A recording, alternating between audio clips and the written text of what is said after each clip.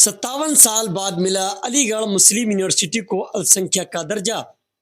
MU अल्पसंख्यक दर्जे पर नई बेंच फैसला करेगी। सुप्रीम कोर्ट ने 1967 का फैसला पलटा, जिसमें कहा था यह सेंट्रल यूनिवर्सिटी माइनॉरिटी इंस्टीट्यूट नहीं है।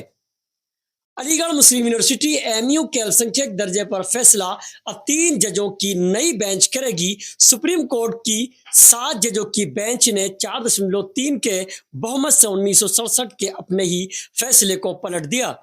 1967 में सुप्रीम कोर्ट ने अजीज बाशा बनाम केंद्र सरकार के केस में कहा था कि केंद्रीय कानूनों के तहत बना संस्थान अल्पसंख्यक संस्था का दावा नहीं कर सकता। कोर्ट ने कहा था कि एमयू सेंट्रल यूनिवर्सिटी है, इसकी स्थापना ना तो अल्पसंख्यक ने की थी और ना ही उसका संचालन किया था। 8 नवंबर को सुप्रीम कोर्ट ने कहा था कि कोई संस्थान सिर्फ इसलिए अल्पसंख्यक का दर्जा नहीं खो सकता क्योंकि उसे केंद्रीय कानून के तहत बनाया गया है। अब नई बेंच यह फैसला करेगी कि एएमयू अल्पसंख्यक संस्था है या नहीं। सीजीआई चंद्रचूड़ ने 3 जजों की नई बेंच को निर्देशित दिया है कि बात की जांच करके इस यूनिवर्सिटी की स्थापना किसने की, इसके पीछे किसका दिमाग था। अगर ये सामने आता है कि इसके पीछे अल्पसंख्यक समुदाय था, तो आर्टिकल 30 के तहत एमयू अल्पसंख्यक दर्जे का दावा कर सकती है। ताजा विवाद 2005 में शुरू हुआ, जब एमयू ने खुद को अल्पसंख्यक संस्थान माना और मेडिकल के पीजी कोर्सेज के 50% सीटें मुस्लिम छात्रों के लिए आरक्षित कर दी। हिंदू छात्र इसके खिलाफ इलाहाबाद हाईकोर्ट गए। हाईकोर्ट ने एमयू को अल्पसंख्यक संस्था नहीं माना। इसके खिलाफ एमयू सुप्रीम कोर्ट गई थी। सुप्रीम कोर्ट ने 2019 में इस मामले को 7 जजों की संवैधानिक बेंच को ट्रांसफर कर दिया था। 4 जजों का बहुमत में फैसला। 3 point. Number 1, CJI DY Chandrachud, justice Sanjiv Khanna, justice JB Pardiwala और जस्टिस मनोज मिश्रा ने बहुमत में फैसला सुनाया।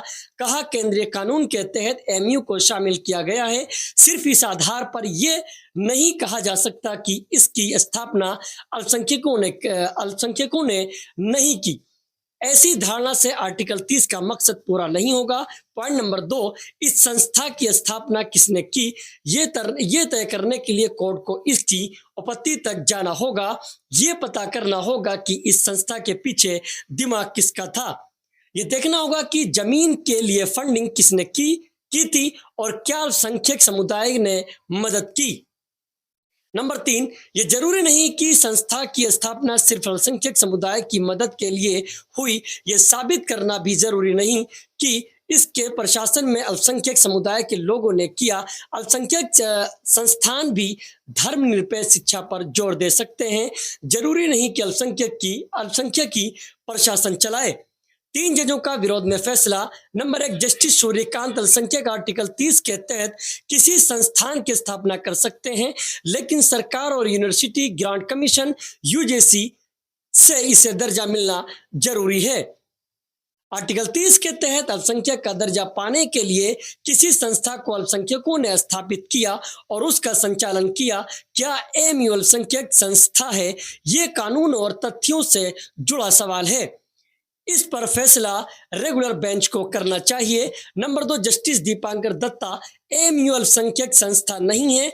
इस केस में 1981 और 2019 के फैसलों का जिक्र जरूरी नहीं। जस्टिस एससी शर्मा अल्पसंख्यक बिना किसी बाहरी मदद के संस्था का संचालन कर रहे हों। अल्पसंख्यक संस्था को धर्मनिरपेक्ष शिक्षा का विकल्प देना चाहिए। स्थापना अल्पसंख्यकों ने की, ये साबित करना चाहिए। प्रशासन का हर फैसला अल्पसंख्यक के हाथ में होना चाहिए। आर्टिकल 30 का मकसद ये है कि सभी को बराबरी का दर्जा मिले, साथ ही ये भी कि अल्पसंख्यकों को खास ट्रीटमेंट न दिया जाए। ये मानना कि देश में अल्पसंख्यकों को शिक्षा के लिए सुरक्षित ठिकाने की जरूरत है।